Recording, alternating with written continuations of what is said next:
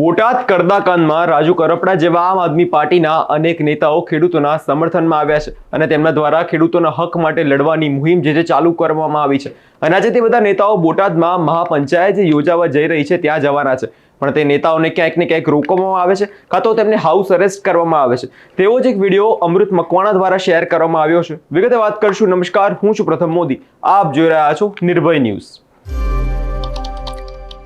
આમ આદમી પાર્ટી દ્વારા બોટાદમાં ખેડૂતોના હક માટે જે લોકો લડી રહ્યા છે પણ તે લોકોને મહાપંચાયત સુધી પહોંચવા દેવામાં ના આવે તેવી કામગીરી ચાલુ કરવામાં આવી છે। તે માટે આજે આપણે સવારથી જોયું કે અનેક નેતાઓ જેવા કે રેશમા પટેલ હોય કે રાજુ કરપડા હોય તેમને કહેવામાં આવ્યું છે જો તમે ઘરની બહાર નીકળશો તો તમારી ધરપકડ કરી દેવામાં આવશે તેવી વાત કહેવામાં આવી છે। ત્યારે આપના નેતા અમૃત મકવાણા સુરેન્દ્રનગરથી બોટાદ જવા નીકળ્યા હતા ત્યારે તેમના ઘરની બહાર પોલીસ હતી અને તેમને આગળ જતા રોકવામાં આવ્યા। તે પહેલા નજર કરો આ વિડીયો પર।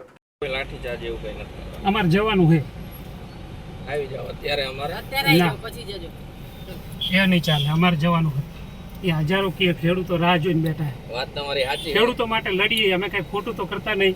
ના ના, તો પછી શું વાંધો શું તમને? તમે તમારું જોતા છો, અમે અમારું કાયદાની વ્યવસ્થા જોઈ છે। ના પણ અમે કિસાનો માટે લડવી છે ને, તમે અમે તમારી રીતે બુટલેગર, સાચા છો, સાંભળો, અમે અમારી રીતે એમ। અમે બુટલેગર હી, અમે દારૂ વેચવી હી, અમે કઈ ખોટો બેન ધંધો કરીએ હી। તમે કહો કે તમે આ ખોટું કરો,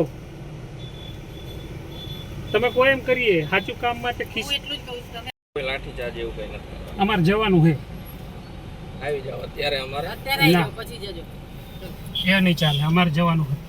એ હજારો કે ખેડૂતો રાહ જોઈને બેઠા છે। વાત તમારી સાચી, ખેડૂતો માટે લડીએ, અમે કઈ ખોટું તો કરતા નહીં।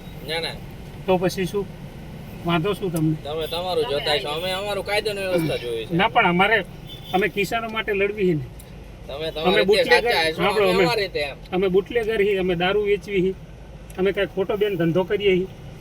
તમે કહો કે તમે આ ખોટું કરો,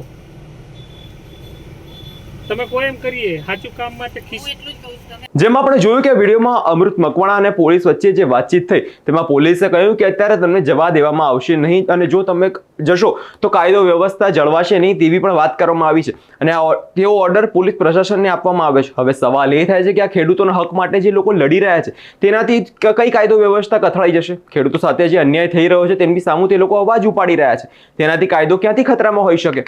અમૃત મકવાણાએ કહ્યું કે અમે કોઈ આરોપી કે બુટલેગર તો નથી કે અમારાથી કોઈને ખતરો હોય, તો તમે ખેડૂતોના હક માટે જે અમે જઈ રહ્યા છે તેમાં ખોટું શું છે તેવી વાત કરવામાં આવી છે। હવે આ પોલીસ પ્રશાસન જે કહી રહી છે તેની સામે ઘણા લોકોનું કહેવું છે ગુજરાતમાં હવે લોકશાહીનો આ અંત છે, કેમ કે જે લોકો ખેડૂતો સાથે અન્યાય થાય છે તેની માટે અવાજ ઉપાડે છે તેમની ક્યાંક ને ક્યાંક તેમની અટકાયત કરી દેવામાં આવે છે કાં તો તેમને બોટાદ મહાપંચાયતમાં જતા રોકવા હાઉસ અરેસ્ટ કરવામાં આવે છે। તમારો શું અભિપ્રાય છે તે કમેન્ટમાં જરૂરથી આપજો અને અમારી ચેનલ નિર્ભય ન્યૂઝને લાઇક, શેર અને સબસ્ક્રાઇબ કરવાનું ભૂલશો નહીં।